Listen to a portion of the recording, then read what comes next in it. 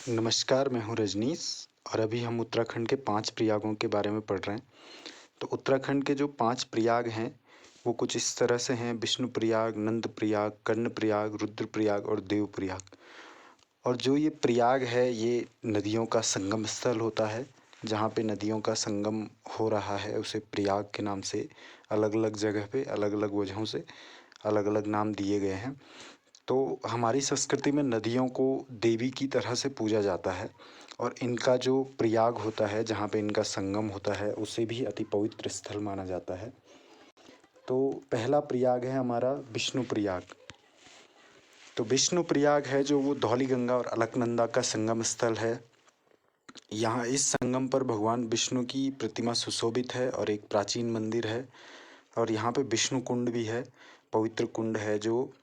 तो इस जो विष्णु प्रयाग है, वो धौलीगंगा और अलकनंदा का संगम है। ये एग्ज़ाम पॉइंट ऑफ व्यू से काफ़ी इम्पोर्टेंट है और जोशीमठ से 12 किलोमीटर की दूरी पर है विष्णु प्रयाग।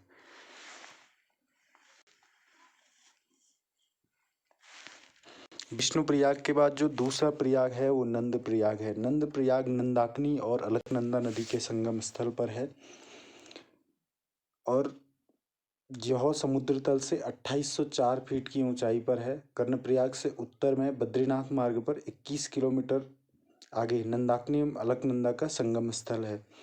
और जो ये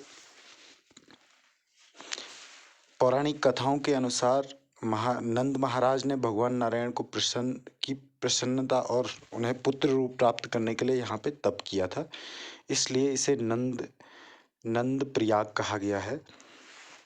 नंद प्रयाग के बाद अगला प्रयाग है कर्ण प्रयाग।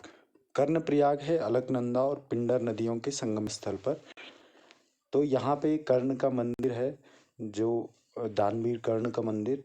तो यहाँ पे कर्ण को एक देवता के रूप में पूजा की जाती है और इस वजह से इस प्रयाग को कर्ण प्रयाग कहा जाता है।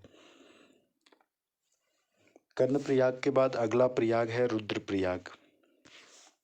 रुद्र प्रयाग मंदाकिनी और अलकनंदा नदियों के संगम स्थल पर है और ये जो संगम स्थल है, यहाँ पे रुद्रनाथ जी का मंदिर है, इसलिए इसे रुद्र प्रयाग कहा जाता है। और रुद्रप्रयाग ऋषिकेश से 131 किलोमीटर की दूरी पे है। और ये जो रुद्रप्रयाग है, यहाँ पे अलकनंदा और मंदाकिनी घाटियाँ अलग अलग होती हैं। तो मंदाकिनी घाटी में केदारनाथ पड़ता है और अलकनंदा घाटी की तरफ जाने पे बद्रीनाथ की तरफ पहुँचते हैं। तो रुद्रप्रयाग से आप बद्रीनाथ की तरफ को जो अलकनंदा घाटी पे हो गया, उस पे मंडल, गोपेश्वर, चमोली, बद्रीनाथ, जोशीमठ, इस तरफ जाओगे, औली, ये सारा हो गया।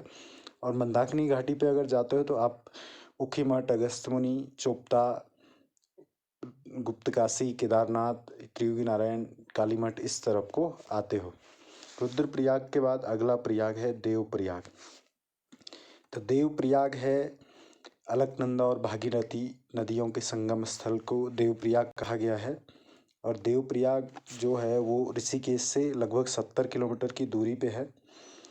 और यहाँ से जो गंगा नदी है, जो नदी दोनों मिल जाती हैं, तो यहाँ से इनका नाम भागीरथी की जगह गंगा पड़ जाता है, क्योंकि यहाँ से गंगा नदी बन जाती है, भागीरथी और अलकनंदा मिलके।